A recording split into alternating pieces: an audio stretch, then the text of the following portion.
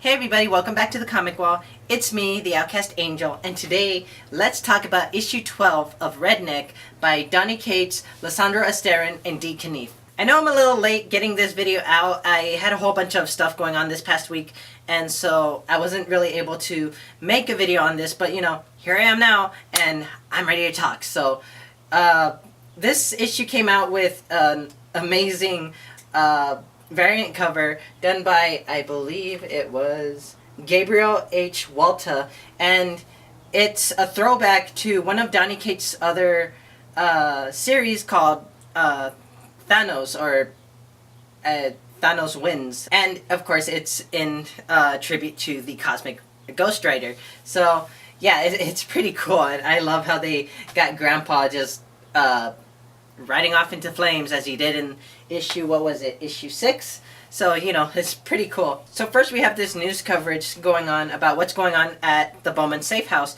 And fun fact, the little live camera screen going on here and the little subtitles here saying, "Mysterious storm hits West Texas town, meteorologist baffled." That's actually another throwback to one of Donny Cates' other series called God Country, and it's I think a tribute to the first issue. I only ever read the first issue. I never continued it, only because around the time I was kind of juggling a couple series around, so I kind of lost track of it. But I've been hearing a lot of good stuff about it, so I'm thinking about jumping back into that.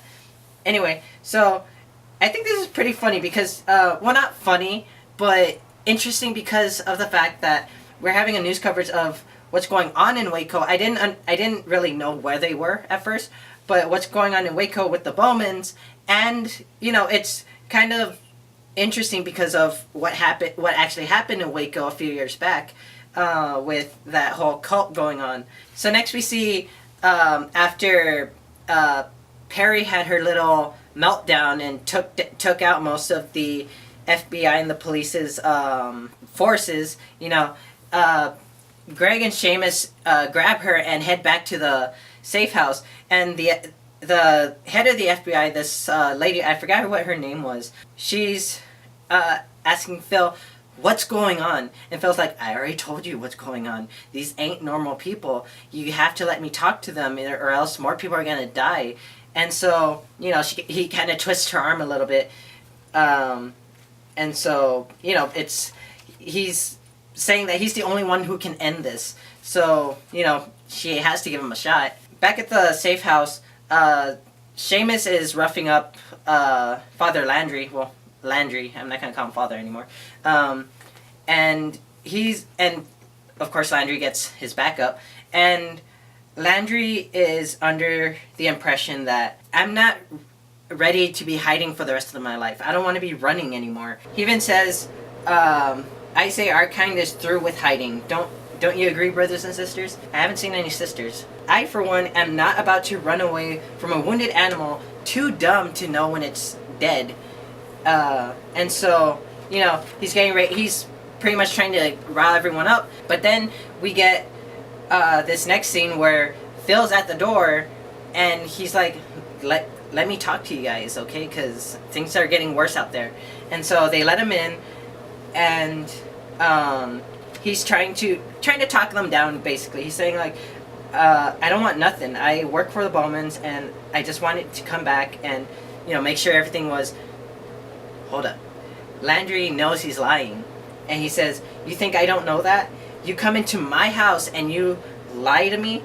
And then Phil does something very interesting. One thing I thought was interesting in last issue, I believe, was when Evil went to bust out Greg and Seamus, and in order to do that, one of the vampires that was guarding them, he busts out a Sharpie and draws a cross on the back of his neck, and the back of his neck just gets doused in flames. So that's interesting, and just seeing how Donny and the rest are incorporating these different kinds of vampire, I guess, lore and superstitions into the mix. It's interesting, and you know, just playing around with it.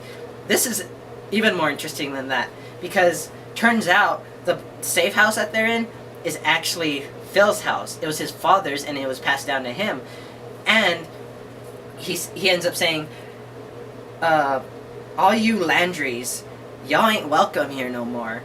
I rescind your invitation. And all the Landrys just start losing their shit because they, obviously from what we heard last time from Bartlett, that being in a place of residence without the owner's invitation is the worst kind of pain any vampire can feel. And that's how Grandpa got pretty messed up.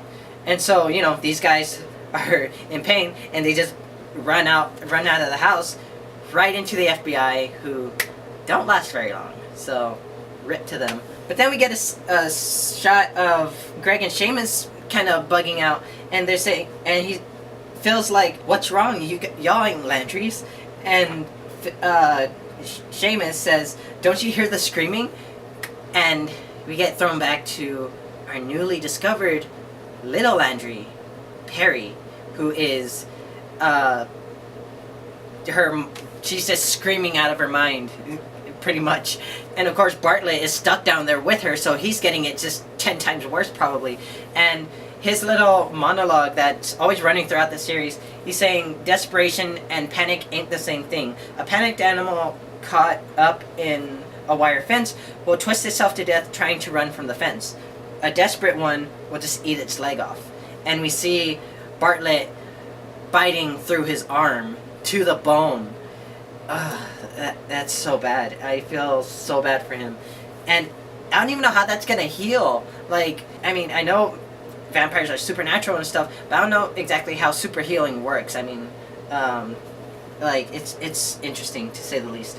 So back up top, Greg and Seamus are trying to get a hold of the newborns, and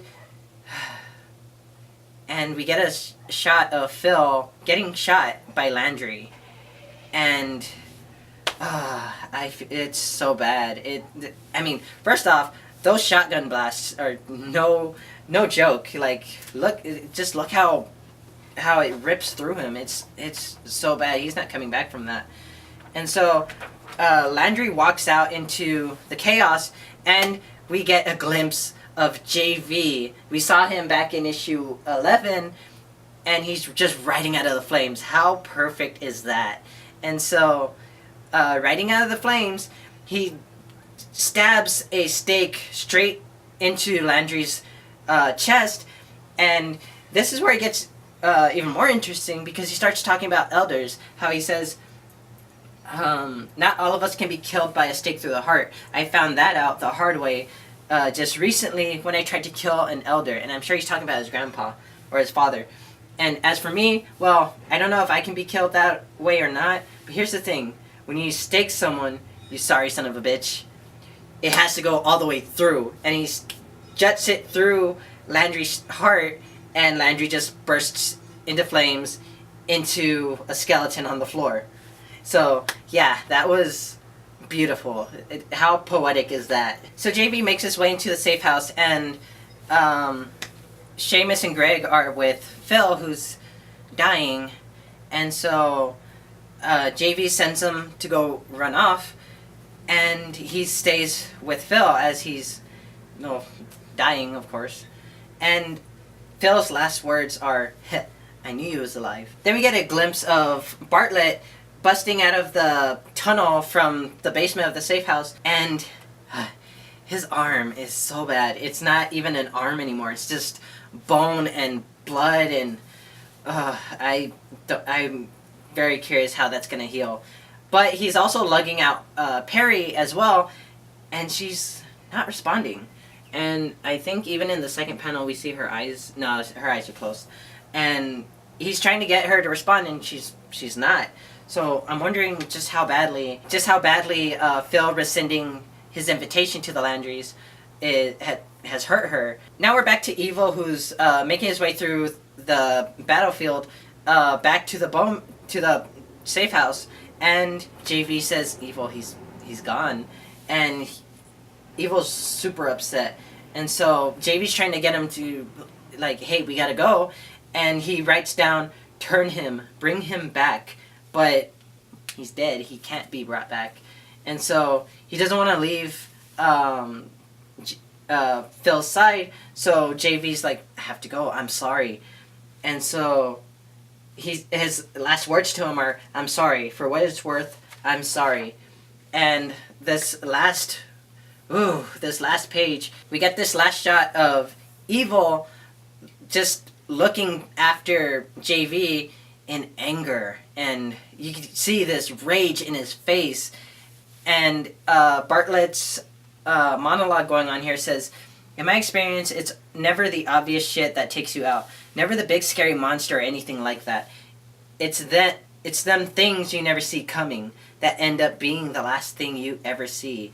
And so this is bad, because if Evil has turned his back on the Bowmans, then that's terrifying, because his name is Evil, for God's sake. And just the fact that he's this huge badass, what does this mean? Has he actually turned his back on the Bowmans, or is he just angry because of what happened?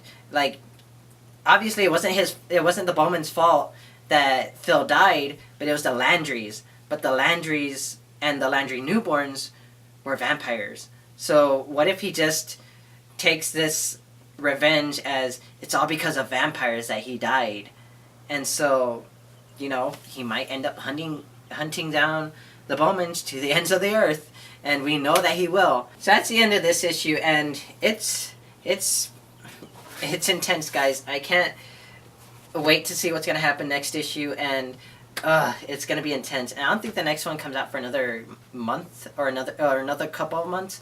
But, I'll be here to talk about it with y'all. If you guys have anything to say about it, throw it down in the comments, and I'll address it. And so, as always, thank you for watching. Drop a like, show the love, hit that subscribe button to get more of my videos, ring the bell to get more notifications of when I post new videos, and I'll see you guys in the next episode. Thank you for watching.